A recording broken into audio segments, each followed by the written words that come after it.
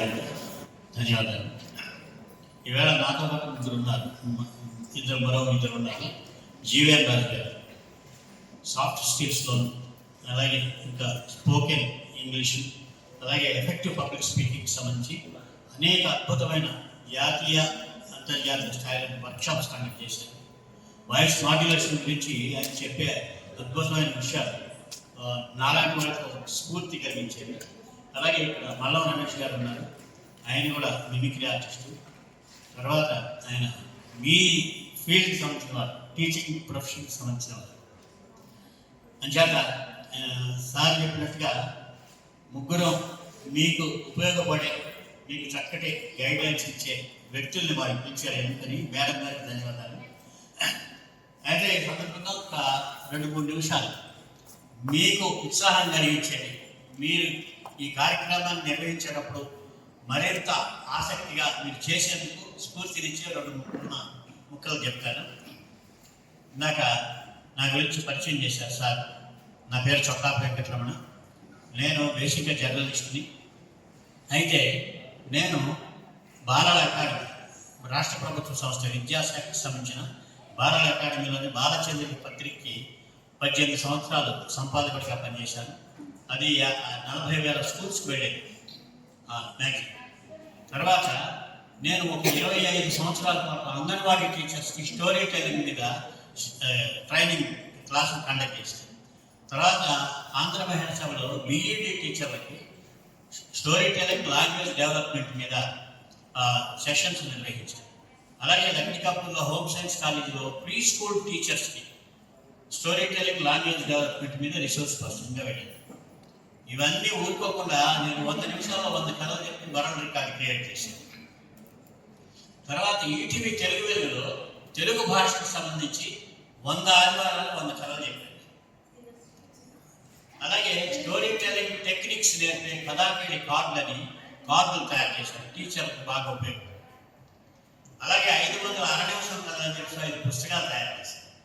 పిల్లలకి కథలు చెప్పే కళ అని ఒక 350 పేజీల పుస్తకం అందుకు రాశాను. సరే, ఇవన్నీ తర్వాత ముఖ్యంగా దీనికి సంబంధించిన రిలేటెడ్ సబ్జెక్ట్ ఏంటంటే, ఆంధ్ర మహిళా సభలో లిటరసీ హౌస్ అని, ఆ లిటరసీ హౌస్ సర్వశిక్ష అభియాన్ కలిసి ఒకసారి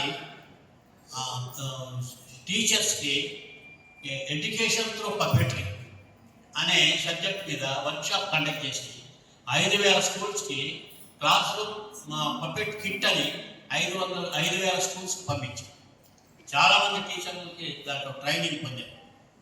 ఆ వర్క్షాప్కి నేను ఇన్ఛార్జ్గా పనిచేశాను. పపెట్రీలో నాకు అనుభవం ఉంది, అవగాహన, పపెట్ మేకింగ్లో కూడా అవగాహన. సరే, చివరికి వచ్చేసరికి నేను 100 నిమిషాల్లో 100 కథలు చెప్పానంటే ఒక ఆయన అడిగాడు, అమ్మ 100 నిమిషాల్లో 100 కథలు అంటే నిమిషాలకు ఒక కథ అన్నమాట. లేదు, అర నిమిషం కథలు ఉన్నాయి, పావు నిమిషం కథలు ఉన్నాయి అని చెప్పాను. 1 నిమిషం కథ చెప్పండి, చెబుతా అని చెప్పి కథ చెప్పాను. ఒక పిల్లి పక్క ఊరికి చదువుకోవడానికి బయలుదేరి కొంచెం దూరం వెళ్ళేసరికి దానికి కుక్కేది. పిల్లిబాబు ఎక్కడికి వెళ్తున్నా పిల్లిబాబు అని కుక్కడి. పక్కూరికి చదువుకోవడానికి వెళ్తున్నా అంది పిల్లి. అవునా, అయితే నా దగ్గర చదువుకో, నేను చదువు బాగా చెబుతా.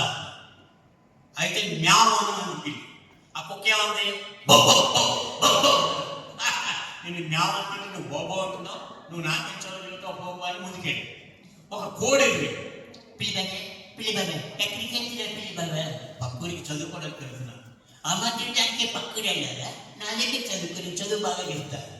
అయితే మ్యావ్ అని ఆ కోడి నేను మ్యావని కుక్కలో పాటు నాకేం చదువు చెబుతా పోని ముందుకెళ్ళి ఒక ఆవు ఎదురు, పిల్లిబాబా ఎక్కడికి వెళ్ళావు పిల్లిబాబా అంటే పక్కూరికి చదువుకోవడానికి వెళ్తున్నాను. ఆమవుతుందానికే పక్కూరు వెళ్ళాలా, నా దగ్గర చదువుకో, నేను చదువు బాగా చెబుతా. అయితే మ్యావని ఆవు అంబా అంబా అంబా, నేను మ్యావని నువ్వు అంబా అంటున్నావు, నాకేం చదువు చెబుతావు పోపు అని పక్కూరెళ్ళి ఒక ముసలి పిల్లి దగ్గర చదువుకొని తిరిగి వచ్చేసి. దీన్ని బట్టి మనకి ఏమర్థం అవుతుందంటే, మాతృభాషలో చదువుకుంటేనే బాగా అర్థమవుతుంది. పిల్లికి పిల్లి భాషలో చెప్పాలి, ఆవుకి ఆవు భాషలో చెప్పాలి, కోడికి కోడి భాషలో చెప్పాలి. అందులో పక్కన అన్నాడు ఆ నిమిషం కాదు బాగానే ఉందండి అన్నాడు.